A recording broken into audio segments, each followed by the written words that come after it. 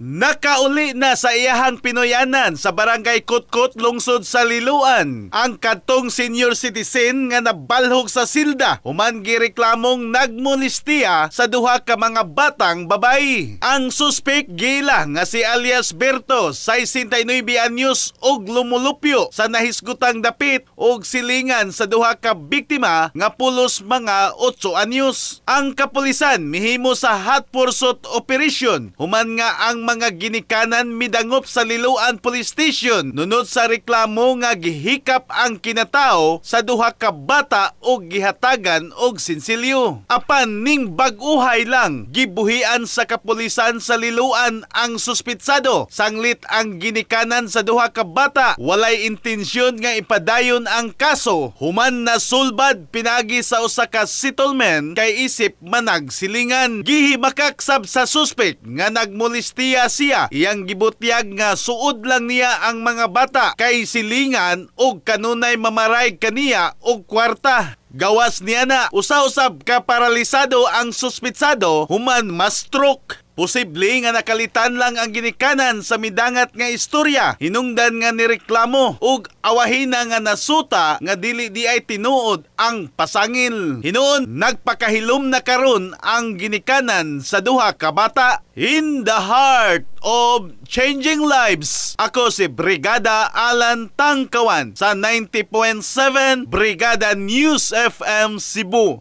the Music and News Authority.